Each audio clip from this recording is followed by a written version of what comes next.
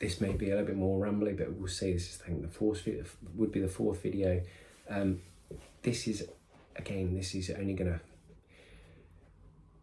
be really fully comprehensible by somebody that's in a similar situation, getting the sort of news that I've got in the past few weeks, or if you're directly related to somebody that's had this kind of news, just, very heavy news, the kind of news that turns your world upside down. So not just if you're going through it personally, if you're related directly with somebody who's going through the same thing, like my partner who's going through the same thing. She's going through, I'd argue more than me even. I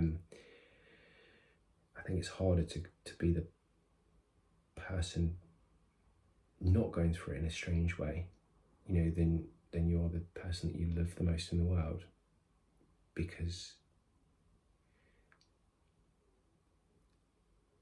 I don't know, it's hard to explain, but so this is a bit of a strange one, but you'll understand, I think, you'll understand this if this is you going through this. And the thing, and again, this might not be clear, but it might make sense to some people. It's a very interesting phenomenon to find yourself in, where you realise that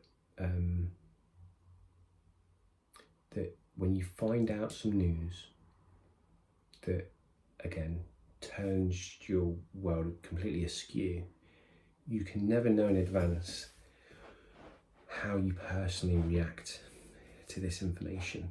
You can't know in advance how you're supposed to personally react.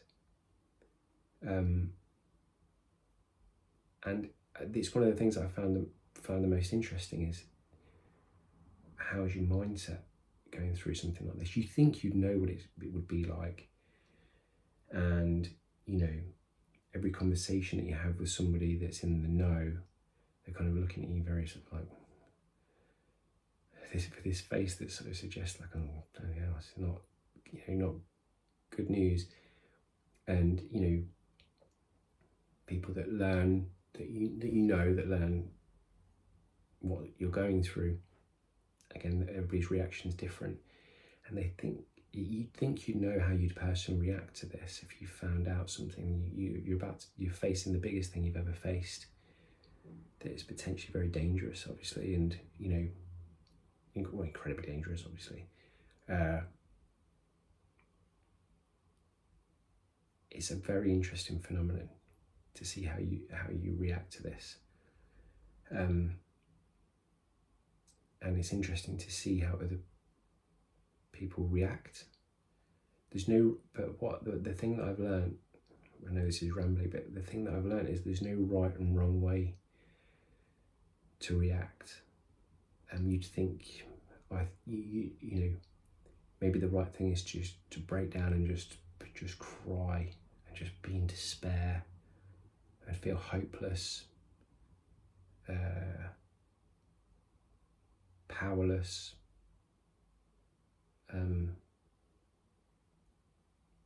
all of the most negative things you can imagine. You'd think maybe that's how you'd react, and you don't choose your reactions. That's what it is. You can't choose your reactions. You just react. So there's no correct way and there's no incorrect way. So what I'm saying is, if you find yourself crying 23 hours a day because you feel hopeless and despairing and helpless, and there's nothing wrong with that.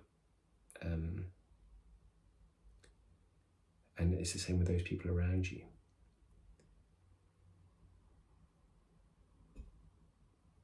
I'm not too sure what the comment is on this. I'm not too sure. But it does throw the whole world into a new perspective.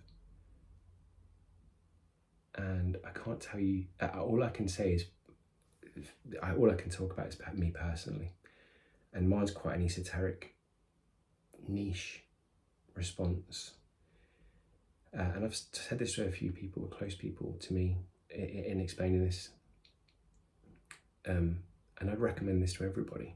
this is you going through this, or not going through this, if your family or people going through this, or I'd recommend this to everybody. But for me, I've found that I became like a lot of people, sort of a little bit obsessed with the whole Stoicism philosophy, and I've been reading about Stoicism for about the past 5 years, and it turns out that it was like exactly the thing that I needed to have been doing for the past 5 years. In fact, I'll share the list of books. The biggest one and I'll do other videos about this because I personally feel really passionate about this. But Marcus Aurelius' Meditations is his book of just personal thoughts on his reflections on the Stoical philosophy. When I was first in hospital, I didn't know if I was going to make it through the night. I was wildly scrambling and writing things down, notes, and because you don't know what's going to happen. I didn't know. It's okay. You're all right. You're all right for now. Don't worry. I didn't know that, and I asked for somebody to bring me my copy of Meditations, and it's dogged, and I've made notes, and I've highlighted it, and I've meditated over it myself. But straight away, the feeling that there was it gave me ballast, and it gave me it's like a software program that began running my system a little bit. Like, I've already got these ideas and I've embedded them. I've not read this once. I've read these things over and over again. Guide to a Good Life by William Irvine. I can't know his name wrong. I can't remember his name. He did another one called Stoical Challenge or Stoical Challenge. Matt Holiday. Ryan Holiday. His books all on Stoicism are all incredible, really, really good.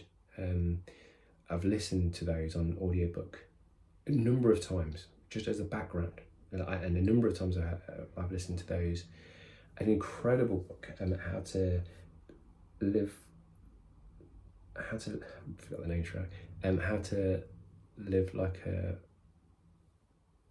Roman philosopher. Oh, that's not right. It's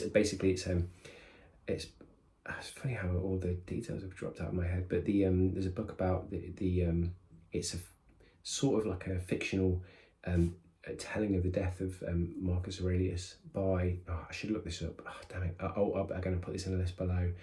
All of these things basically walk through the Stoical philosophy, and I found incredible comfort from them personally. Everyone's going to have this conversation a number of times, but everyone's going to find comfort in their own pockets, their own places. And some of the things I've been saying, they sound like I'm just making them up to try and make myself feel better, but it's not true. I feel like a genuine comfort from them. People find their comfort in religion, in their religions, which is great. If you've got something that helps you in some way, excellent. Something that gives you ballast, a bit of a purchase, something to hold on to. But you could go far from wrong for looking at the Stoical philosophy. And the quote that came to mind, it's actually not this isn't a Stoical one. I'm sure this predates Stoicism, but I loved this, and this felt perfect. And the quote goes, "In times of peace, prepare for war."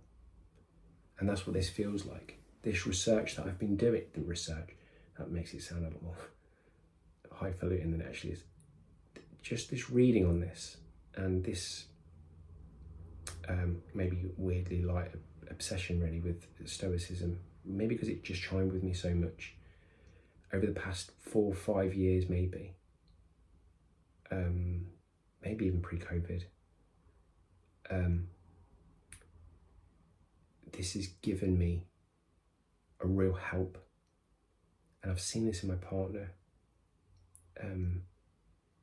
even sort of via osmosis, her reactions to everything have been nothing short of remarkable. And I feel like I can see some of that stoical thinking. Yeah, I see that in her. I'll share some of the more specifics of how the stoicism helps. Some of them sound like, if I say them, just say it, and it's cold, you've never heard it before. You're just kind of like, how is that comfort?